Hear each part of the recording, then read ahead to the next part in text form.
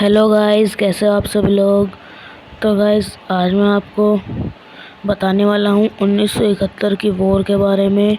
वो किस वजह से हुई और क्यों हुई थी, तो बताता हूँ।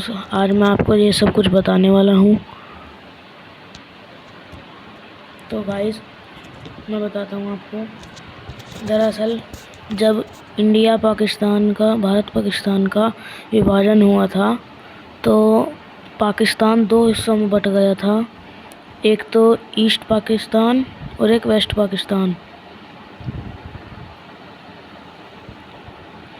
एक ईस्ट पाकिस्तान और एक वेस्ट पाकिस्तान। तो ये देखें, उस टाइम पे ये जो पाकिस्तान था, ये जो पाकिस्तान था, ये वाला, ये जो पाकिस्तान था, ये होता था वेस्ट पाकिस्तान। और ये जो बांग्लादेश है, ये उस टाइम पे बांग्लादेश नहीं होता था, ये होता था ईस्ट पाकिस्तान। ये वेस्ट पाकिस्तान और ये ईस्ट पाकिस्तान।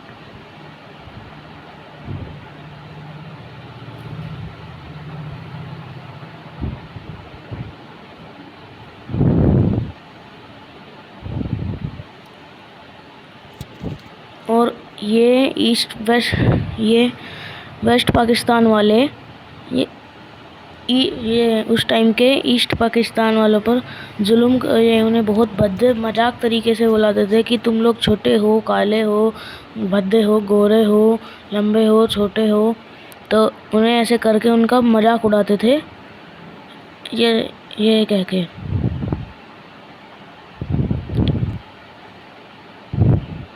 ऐसे ऐसे कहकर इनका मजाक उड़ाते थे। हो गया नहले पे दहला 1970 में यहाँ के प्रधानमंत्री का चुनाव, वेस्ट पाकिस्तान के प्रधानमंत्री का चुनाव और ईस्ट पाकिस्तान के प्रधानमंत्री का चुनाव जीत गए शेख मुजीबुर रहमान। ये शेख मुजीबुर रहमान ये चुनाव जीत गए। और जब ये चुनाव जीते, तो जो ईस्ट पाकिस्तान वाले थे, ईस्ट पाकिस्तान का और वेस्ट पाकिस्तान का चुनाव जीते, तो ये जो इनकी आर्मी थी, ये आर्मी इनको शपथ ही नहीं दिला रही थी। आर्मी इन्हें शपथ ही नहीं दिला रही थी। आर्मी ने शपथ ही नहीं दिलाने दी। इन्होंने कहा कि जब आर्मी ने इन्हें शपथ नहीं दिलाई, तो इन्होंने अपना भाषण दिया 7 मार्च को। इन्होंने अपना भाषण दिया 7 मार्च 1971 में इन्होंने अपना भाषण दिया। और वहाँ की आर्मी ने इन्हें 23 मार्च को अरेस्ट कर लिया और अरेस्ट कर वेस्ट पाकिस्तान में बंदी बना लिया। ये जो वेस्ट पाकिस्तान है, इसमें बंदी बना लिया अरेस्ट कर। और जब इनकी शेख मुजीबुर रहमान अरेस्ट हुए, तो बांग्लादेश में एक विद्रोही गुट बन गया जिसका नाम था मुक्ति वाहिनी। तो ये लोग अरेस्ट करने के बाद इन्हें बांग्लादेश पे बहुत ज़्यादा जुल्म ढाने लगे। और वहाँ पर इन्होंने इतने ज़्यादा जुल्म ढाए कि आप सोच नहीं सकते हैं। इन्होंने इसके ईस्ट पाकिस्तान के 30 लाख लोगों को कटवा दिया। 30 लाख लोगों को कटवा दिया। और जब जुल्म इतना बढ़ गया कि बांग्लादेश से,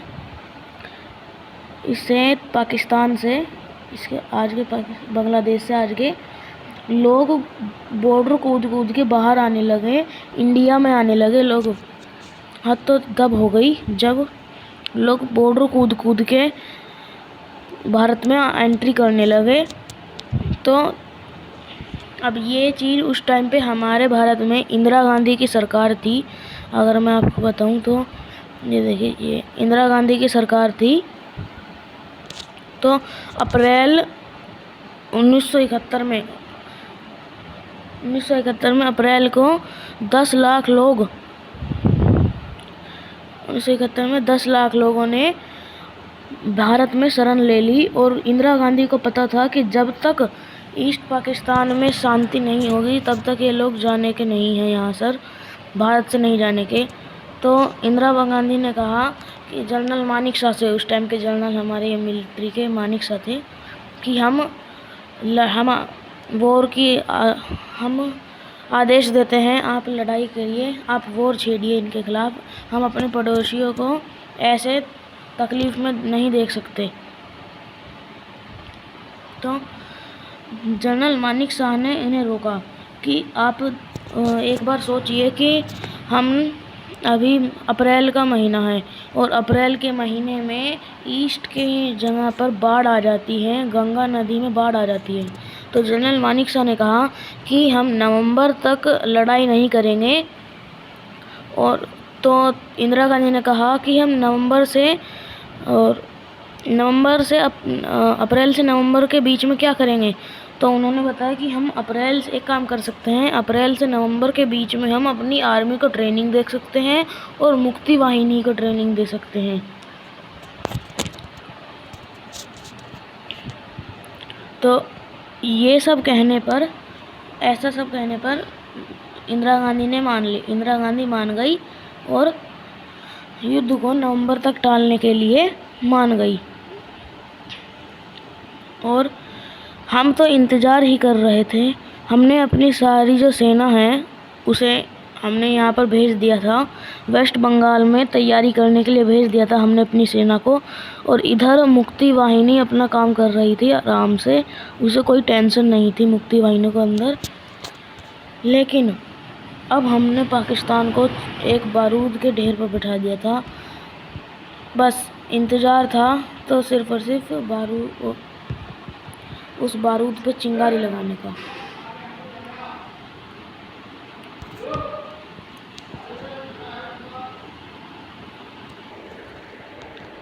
तो अब उसमें चिंगारी लगाने का काम क्या करा, पाकिस्तान ने ही चिंगारी लगा दी।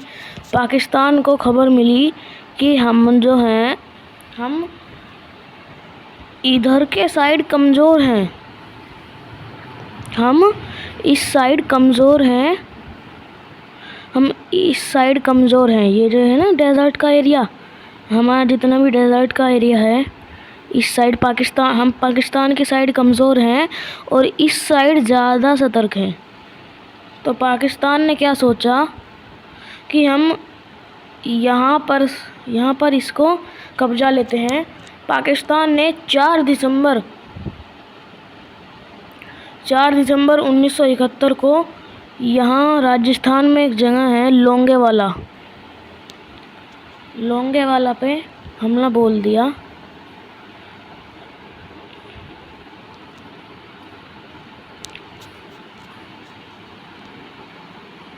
लोंगेवाला पे जंग का हमला बोल दिया।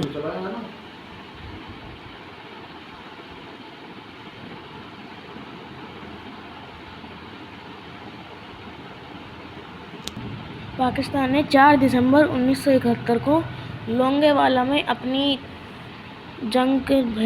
सेना भेज दी, जिसको हमारे जो लोंगेवाले में उस वक्त पर जो मेजर थे उनका नाम था मेजर कुलदीप सिंह चांदपुरी। आपने वो भी देखी होगी 1971 की जंग के ऊपर फिल्म भी बनी हुई है, ये जिसमें सनी देओल ने इनका किरदार निभाया है 1971 की जंग। तो इन्हें खबर मिली कि आपके दूसरी तरफ पाकिस्तान 2800 जवान लेकर आया है और उनके साथ ब्रिगेडियर तारिक मीर हैं, और आपके पास सिर्फ 120 जवान हैं। मेजर कुलदीप सिंह चांदपुरी, आप पीछे हट जाइए। मेजर कुलदीप सिंह चांदपुरी जी ने मना कर दिया, कहा कि हम सिख हैं, हम पीछे नहीं हटते हैं। मेजर कुलदीप सिंह चांदपुरी ने क्या कमाल दिखाया, उन्होंने जो वे होते हैं ना माइंस, उनके पास 3 माइंस थे, एक आर्टिलरी थी और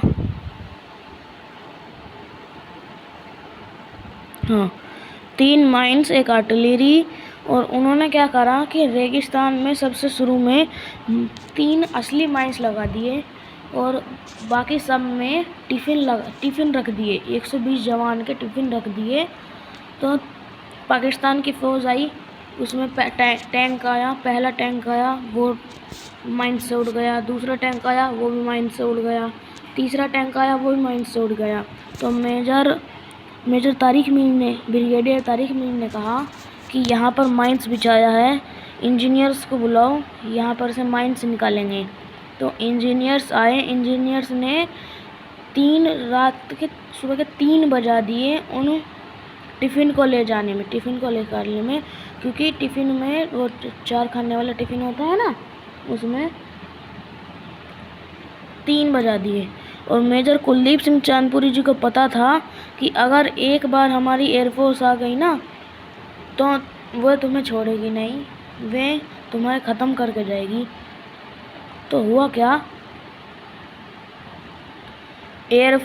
और अब वे आगे बढ़े कि ये तो टिफ़िन है। वे आगे बढ़े। आगे जाकर उन्होंने कहा, मेजर कुलदीप सिंह चांदपुरी जी ने क्या करा था कि जो रेगिस्तान के बीच में वे होते हैं ना टनल सी, उनमें अपने 120 जवानों को बैठाकर 1 किलोमीटर के दायरे में सभी जवानों को बैठाकर और दूर दूर से गोलियां चलाने लगे और सबके टैंक धड़ाधड़, इधर से गोली उधर से गोली।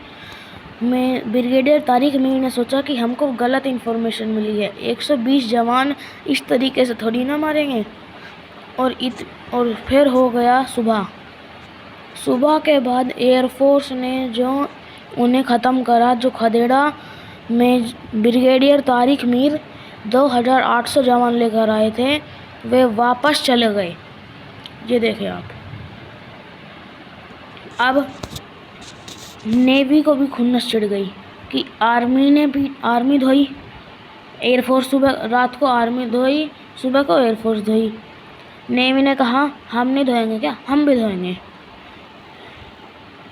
अब 5 दिसंबर 1971 को नेवी पहुंच गई कराची बंदरगाह पर।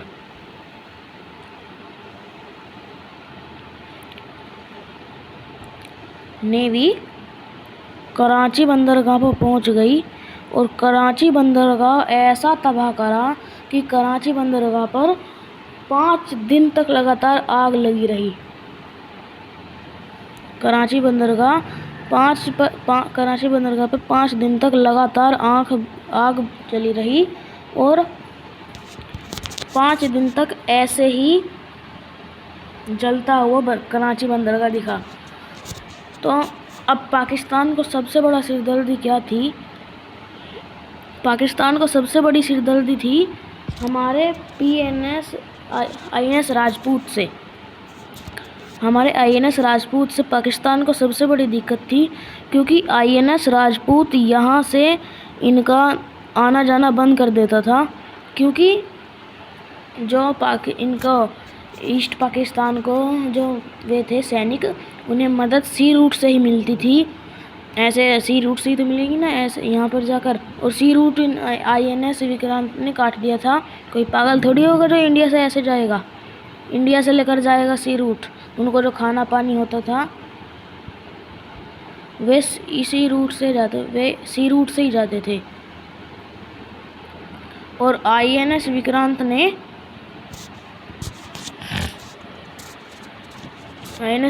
ने यहाँ पर सब कुछ, यहाँ पर उनके खाना पानी भी रोक दिया था।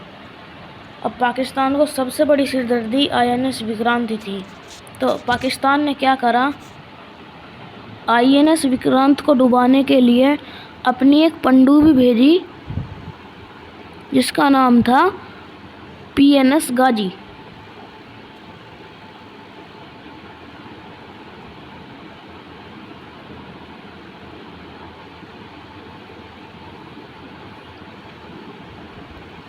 अभी मैं आपको दिखाता हूँ PNS गाजी। एक सेकंड ना। तो अगर मैं आपको INS विक्रांत की एक फ़ोटो दिखाऊं,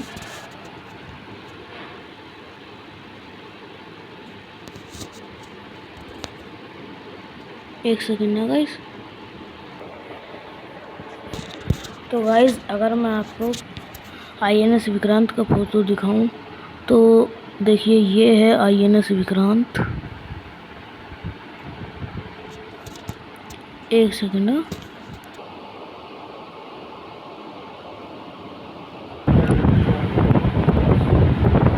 तो गाइस मैं आपको दिखाता हूँ INS विक्रांत की पिक्चर। ये देखो, ये है INS विक्रांत। इसके ऊपर से हवाई जहाज उड़ते थे। ये देखिए हेलीकॉप्टर, अभी ये खाली है। जंग के वक्त पे ये भरा हुआ होता है। और PNS गाजी, ये देखिए, ये है PNS गाजी।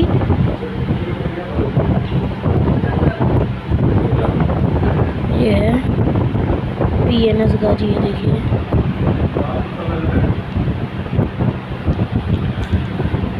ये पनडुब्बी है एक, ये इसे साइलेंट किलर भी कहते हैं पनडुब्बी को।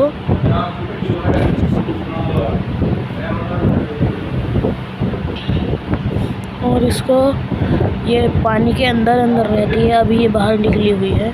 इस वजह से इसे साइलेंट किलर कहते हैं, क्योंकि ये पानी के अंदर अंदर ही चलती है।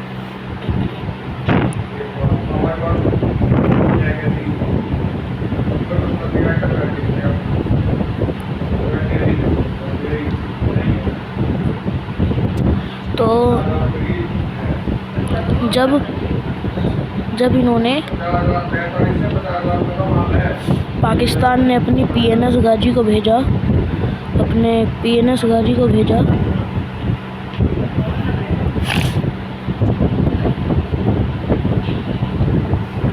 यहाँ से PNS गाजी को भेजा।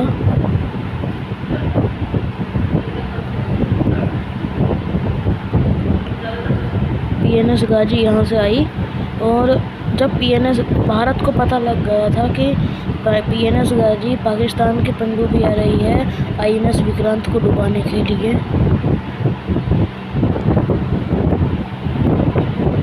INS विक्रांत को डुबाने के लिए भारत की एक पाकिस्तान की एक पनडुब्बी आ रही है। तो इन्होंने क्या प्लान बनाया, इन्होंने क्या बनाया कि इस PNS गाजी को सिर्फ एक ही जहाज डुबा सकता था, वो था ये INS राजपूत।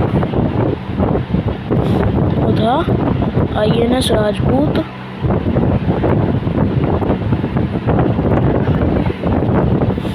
होता है INS राजपूत। और ये कमाल की बात देखिए, ये INS राजपूत खराब पड़ा हुआ था, ये खराब हो चुका था। और ये था विशाखापट्टनम में, ये रिपेयर होने के लिए गया था।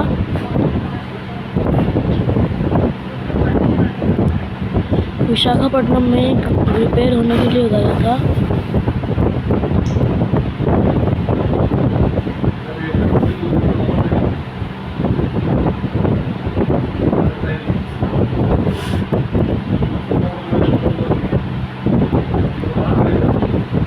तो भारत ने क्या दिमाग लगाया, ये भारत ने विशाखापट्टनम में ऐलान करवा दिया कि यहाँ के जितने मछुआरे हैं सब हट जाओ, यहाँ पर बहुत बड़ा जहाज आ रहा है, INS विक्रांत आ रहा है। लेकिन वहाँ पर खड़ा हुआ था INS राजपूत। तो जैसे ही इसको पता चला, ये सूदन आ जाकर विशाखापट्टनम की तरफ मुड़ गया। जब ये विशाखापट्टनम की तरफ मुड़ा, और ये विशाखापट्टनम में जाते ही जब INS राजपूत के पास गया, तो उन्होंने उसका बस इंजन ऑन करा हुआ था मिसाइल के लिए, और उन्होंने PNS गाजी को डुबा दिया। और पाकिस्तान को बहुत बड़ा झटका लगा, क्योंकि PNS गाजी ही थी जो INS विक्रांत को डुबा सकती थी। अब पाकिस्तान के पास कोई उपाय नहीं था। अब पाकिस्तान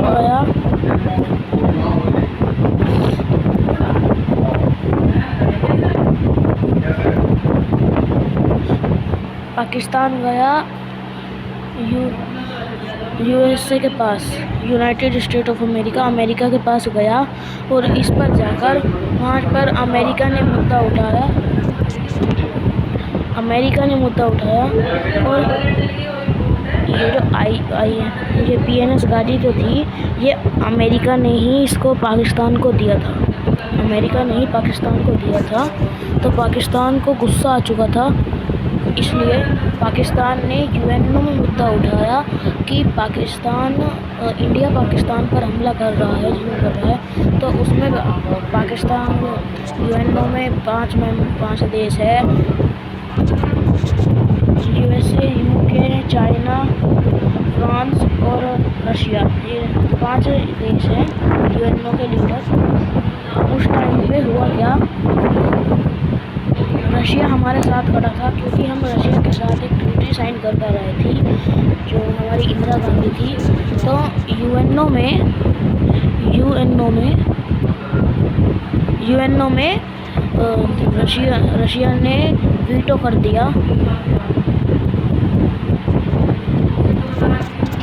रशिया ने हमारे लिए वीटो कर दिया, क्योंकि वीटो अगर कर देता है तो वो प्रस्ताव कैंसिल हो जाता है। रशिया ने कहा कि हम ये प्रस्ताव वीटो कर दिया। वीटो के हो जाने के बाद अब यूएसए को गुस्सा आ गया अमेरिका को, उसने अपना 7वां बेड़ा भेज दिया। मैं दिखाता हूँ आपको 7वां बेड़ा। ये है यूएसए का 7वां बेड़ा।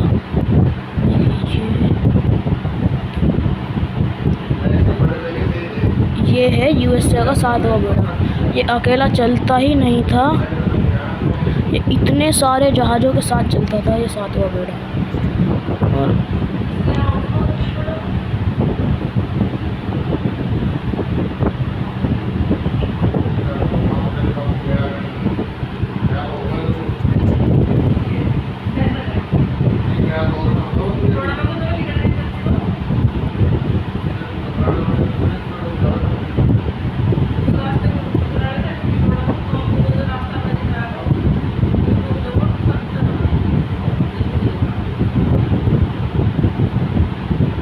एक सेकेंड गया था।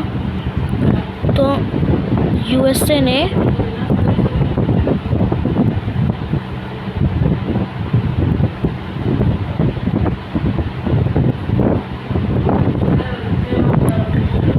ने अपना 40वां बेड़ा भेज दिया।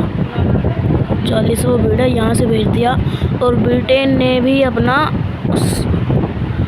ईगल नाम का बेड़ा भेज दिया।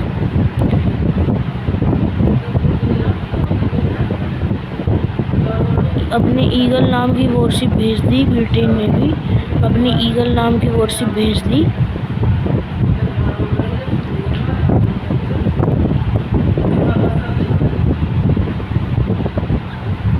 और यहाँ पर आकर सब खड़े हो गए। और उधर से रशिया, जो भारत के साथ रशिया खड़ा था, रशिया अपनी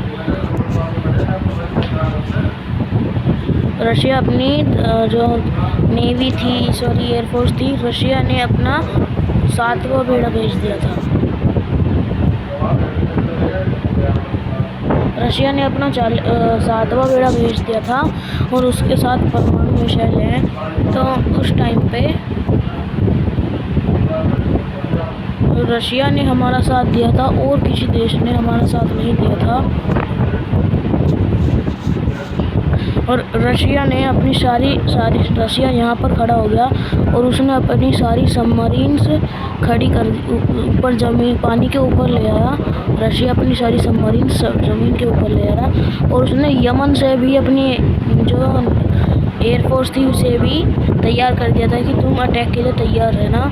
और रशिया ने एक तरह की बाउंड्री बना दी थी इस तरफ यहाँ पर, कि अगर तुम इस बाउंड्री के पास आओगे तो हम हमारे जहाज़ में न्यूक्लियर मिसाइल में हम वो चला देंगे। तो यूएसए ने धमकी दी थी कि हमारे जहाज़ में न्यूक्लियर मिसाइल हैं, लेकिन रशिया ने कहा था कि न्यूक्लियर मिसाइल तो हमारे पास भी बहुत हैं और हम गिनती जब हम चले थे तो गिनती तो हम भी किए थे, पर 100-150 हमारे पास भी हैं, पर जब चले थे तो जल्दी में चले थे, उसकी वजह से गिने नहीं थे। लेकिन 100-150 तो हमारे पास भी है, 100-150 से ज़्यादा ही होंगे, ये कहा था रशिया ने। और इंडिया इस मामले को जल्दी से जल्दी निपटाना चाहता था, क्योंकि यूएसए अपनी नाक पर ले चुका था। और ब्रिटेन के ईगल के जो कैप्टन थे उन्होंने कहा था वी आर टू लेट, कि हमें लेट हो चुका है, रशिया पहले पहुंच चुका है। अब पाकिस्तान को हमने चारों तरफ से घेर लिया था, और इंडिया चाहता था कि ये वॉर जल्दी से जल्दी हटाई जाए। जितनी जल्दी ख़त्म होगी उतना ही जल्दी होगा, वरना वर्ल्ड वॉर 3 हो सकती थी उस टाइम पर, क्योंकि रशिया वो यूके और ब्रिटेन के बेड़े को यूके के 40वां बेड़ा और ब्रिटेन के ईगल को कुछ ने नहीं दिया था रशिया ने। उस वजह से अब इंडिया चाहता था कि ये मामला जल्दी से जल्दी निपटे, तो इंडिया ने क्या करा कि अगले दिन ढाका में बहुत सा एयर ड्रॉप करवा दिया। ढाका में एयर ड्रॉप करवा दिया, और एयर ड्रॉप में सैनिक कम थे, उसमें पुतले ज़्यादा थे, तो उन्होंने पुतले ज़्यादा करवाए। और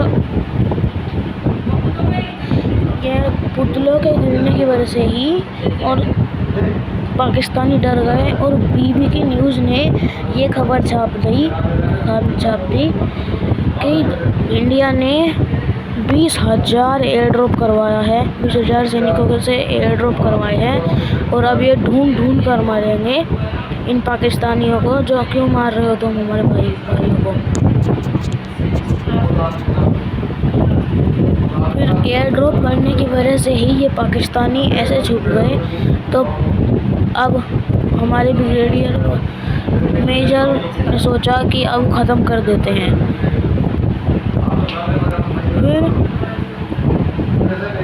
अगले दिन उसी दिन हमारी ढाका के गवर्नर के ऊपर हमने गवर्नर के घर के ऊपर बम गिरा दिया कि अब हम ख़त्म करते हैं। अगले दिन बम गिरा उनके गवर्नर के ऊपर, ढाका के गवर्नर के ऊपर हमने बम गिराया। और ये देखिए उनके घर का हाल, देखिए ये उनके घर का हाल है। और खौफ देखिए, खौफ डर क्या होता है। Governor A.H. मलिक थे वहाँ पर, उन्होंने त्याग पत्र दे दिया। डर होता है, डर। उन्होंने त्याग पत्र दे दिया तुरंत ही। वो तो स्वीकार करे वहाँ पर, घर के अंदर नहीं थे, वे घर से बाहर थे।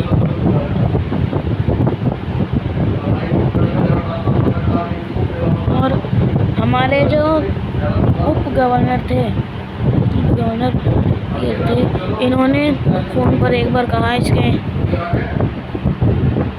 इनके पाकिस्तान के जनरल से कि देखिए हम आपको 1 घंटे का टाइम देते हैं, आधे घंटे का टाइम देते हैं। अब देखिए ये गवर्नर साहब का घर है, ठीक नहीं है, आपके घर की भी हालत यही हो सकती है।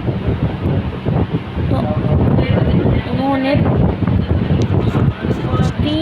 आधे घंटे के बाद अपना रिप्लाई दिया कि हम हार मानते हैं। और ये देखिए ये उस टाइम की पिक्चर है, ये यहाँ पर अपना साइन कर रहे हैं कि हम हार चुके हैं। ये एक देश के सेनापति थे, एक देश के सेनापति के लिए इससे खौफनाक बात क्या हो सकती है। ये इनके आंखों में आंसू थे, ये देखिए ये जा रहे थे तो इनके आंखों में आंसू थे।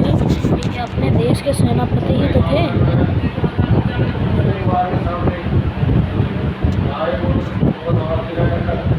और इस तरह से हमने 1971 की वॉर जीती। और एक चीज़ देखिए, ये पाकिस्तानी कहते हैं इनका ये वर्ल्ड रिकॉर्ड है, दुनिया की सबसे बड़ी हार हुई है। दुनिया की सबसे बड़ी हार हुई थी ये 1971 की वॉर में सबसे बड़ी हार हुई थी। तो आज मैंने आपको इतना ही है 1971 की वॉर के बारे में। Thank you. जय हिंद।